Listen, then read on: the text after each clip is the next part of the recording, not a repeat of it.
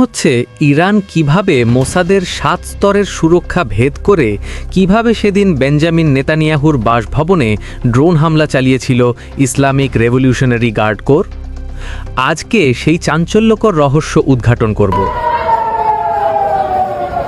Al Jazeera আর রাশিয়ার কিছু Telegram চ্যানেলে দাবানলের মতো খবর ছড়াচ্ছে জায়নবাদী শাসক নেতানিয়াহু আর বেঁচে নেই, এমন দাবিও ছড়াচ্ছে। কামিনীর মৃত্যুর প্রতিটি রক্তবিন্দুর হিসাব নিতে ইরান কি তবে বাঘের মতো ঝাঁপিয়ে পড়ল? ঘটনার শুরুটা হয়েছিল মাঝরাতে, যখন পুরো বিশ্ব ঘুমে।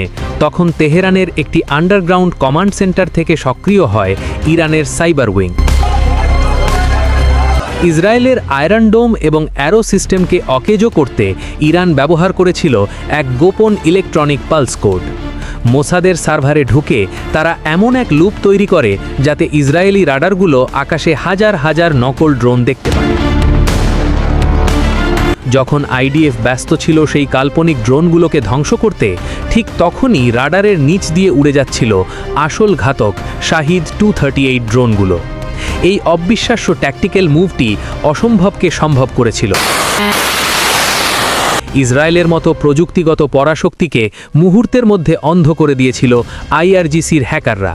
তারা প্রমাণ করে দিল যে যুদ্ধ এখন আর শুধু পেশি শক্তির নয়, এটি এখন বুদ্ধির লড়াই। ড্রোনের টার্গেট ছিল সরাসরি তেল আবিবের সেই হাই সিকিউরিটি জোন। গোয়েন্দা রিপোর্ট অনুযায়ী একটি ড্রোন সরাসরি নেতানিয়াহুর শোবার ঘরের ঠিক ওপরের ছাদে আঘাত হানে।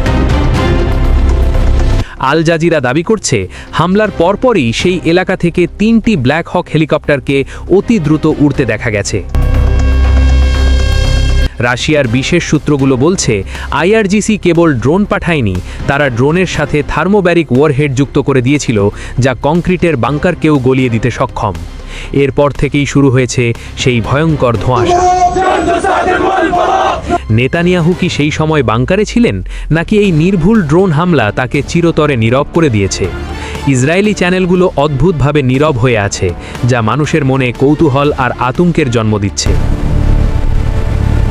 এই হামলা পুরো বিশ্বের ভূ রাজনীতিতে ভূমিকম্প তৈরি করেছে। হোয়াইট হাউসে ট্রাম্পের জরুরি বৈঠক এবং পেন্টাগনের রেড অ্যালার্ট ঘোষণা বলছে যে ঘটনা মোটেও ছোট নয়। রাশিয়ার প্রেসিডেন্ট পুতিন কি তবে আগে থেকেই এই ড্রোনের সফটওয়্যার কোড সম্পর্কে জানতেন? অন্যদিকে তেহরানের রাজপথে এখন উদযাপনের মিছিল। সর্বোচ্চ নেতা আয়াতুল্লাহ খামেনির ছেলে মোজতবা খামেনি সোশ্যাল মিডিয়ায় একটি তলোয়ারের ছবি শেয়ার করে ইঙ্গিত দিয়েছেন যে তাদের মিশন সফল।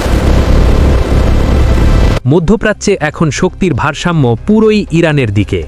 যে ইসরায়েলকে অজেয় মনে করা হতো, ইরানের এই চাঞ্চল্যকর ড্রোন হামলা তাদের সেই অহংকার মাটির সাথে মিশিয়ে দিয়েছে। আমেরিকা কি এখন তার সবচেয়ে বিশ্বস্ত বন্ধুর মৃত্যুর প্রতিশোধ নিতে সরাসরি যুদ্ধে নামবে? সত্যটা হয়তো এখন কোনো গভীর বাংকারে লুকিয়ে আছে, কিন্তু কতক্ষণ? নেতানিয়াহুর পরিণতি কি হয়েছে তা হয়তো খুব শীঘ্রই বিশ্বের সামনে আসবে। 15ই মার্চের এই অপারেশন প্রমাণ করল যে ইরানের আইআরজিসি এখন কেবল আঞ্চলিক কোনো দল নয়, বরং তারা পৃথিবীর যে কোনো প্রান্তের সুরক্ষিত লক্ষ্যবস্তু ধ্বংস করার ক্ষমতা রাখে। আপনার কাছে কি মনে হয়, আইআরজিসির এই রহস্য উদ্ঘাটন কি আপনাকে চমকে দিয়েছে? নেতানিয়াহু কি আজও জীবিত আছেন, নাকি আল জাজিরার দাবিই সত্য? কমেন্ট বক্সে আপনার মতামত জানান। যুদ্ধের এই দাবানল কোথায় গিয়ে থামবে তা জানতে পরবর্তী প্রতিটা আপডেটের জন্য চোখ রাখুন। ইতিহাস আজ আপনার চোখের সামনে তৈরি হচ্ছে।